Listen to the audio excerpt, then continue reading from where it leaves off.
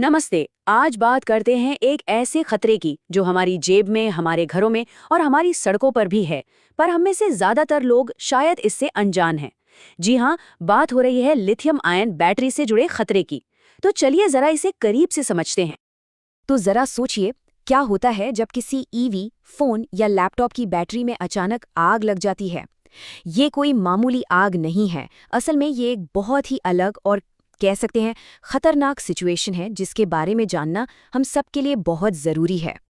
और देखिए, ये बैटरियां हैं भी तो हर जगह, अपनी इलेक्ट्रिक गाड़ियों से लेकर हमारे स्मार्टफोन तक, इंडस्ट्रियल फॉर्कलिफ्ट से लेकर बड़े बड़े एनर्जी स्टोरेज सिस्टम तक, सब में यही है।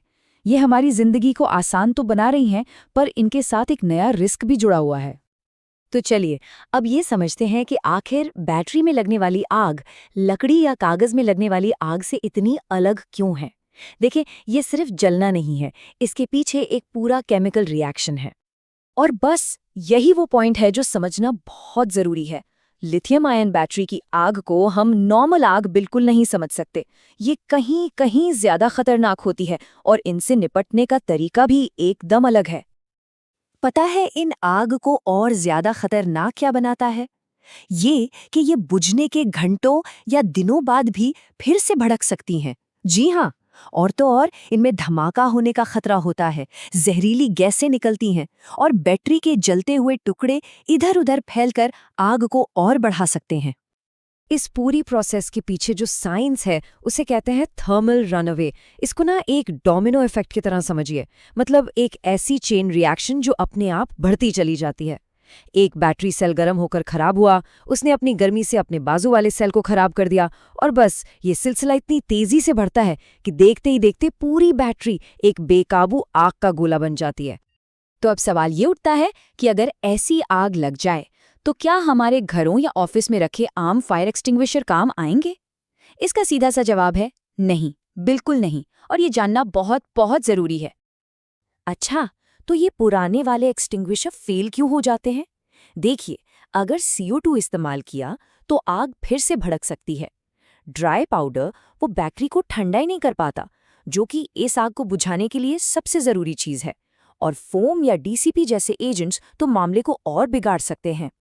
तो जाहिर है, जब पुरानी टेक्नोलॉजी काम नहीं कर रही तो हमें एक नए और स्पेशल सोल्यूशन की जरूरत है। और यहीं पर एंट्री होती है क्लास L एक्सटिंग्विशर की। ये जो बात है ना, ये इस पूरी कहानी का सबसे जरूरी हिस्सा है। लिथियम बैटरी की आग से लड़ने का मतलब सिर्फ लपटों को बुझाना नहीं है। असली मकसद है उस चेन रिएक्शन को तोड़ना, और वो होगा बैटरी को तेजी से ठंडा करके। और बस ये ही काम करते हैं क्लास L फायर एक्सटिंग्विशर्स। इन्हें स्पेशली इसी तरह की आग से निपटने के लिए बनाया गया है। इनका काम करने का तरीका हमारे नॉर्मल एक्सटिंग्विशर से एकदम अलग होता है। तो ये काम कैसे करते हैं? असल में इसके 3 मेन स्टेप्स हैं। पहला, ये बैटरी का टेम्परेचर बहुत तेजी से नीचे लाते हैं। दूसरा, ये उस थर्मल रनअवे, मतलब उस डोमिनो इफेक्ट को फैलने से रोकते हैं। और तीसरा, ये पक्का करते हैं कि आग दोबारा न भड़के। ठीक है, तो अब हम प्रॉब्लम भी समझ गए और सल्यूशन भी। तो अब देखते हैं कि रियल वर्ल्ड में इनका इस्तेमाल कहाँ-कहाँ और क्यों इतना ज़रूरी होता जा रहा है। सोचिए, ईवी चार्जिंग स्टेशंस, बड़े-बड़े डेटा सेंटर्स या वो गोदाम जहां बहुत सारी बैटरीज रखी जाती हैं। इन जैसी जगहों पर जहां लिथियम आयन बैटरीज का बहुत ज्यादा इस्तेमाल या स्टोरेज होता है, वहां क्लास L एक्सटिंग्विशर अब कोई ऑप्शन नहीं बल्कि एक ज़रूरत बनते जा रहे हैं। और हाँ, ये सिर्फ कोई सलाह या रेकमेंडेशन नहीं है। भारत जैसे देशों में जहां ईवी और बैटरी टेक्नोलॉजी इतनी तेजी से बढ़ रही है, वहां क्लास L एक्सटिंग्विशर अब सेफ्टी रूल्स और स्टैंडर्ड्स का बहुत ज़रूरी हिस्सा बन रहे हैं। अब इसे अपनाने के पीछे भी कई वजह हैं। सेफ्टी एक्सपर्ट्स तो इसे रेकमेंड कर ही रहे हैं, साथ ही बड़ी बड़ी कंपनियां, मतलब जो OEMs हैं, वो भी इसे अपने स्टैंडर्ड्स में शामिल कर रही हैं। और तो और इंश्योरेंस कंपनियां भी अब इस पर जोर दे रही हैं। तो कुल मिलाकर ये एक नया सेफ्टी स्टैंडर्ड बनता जा रहा है।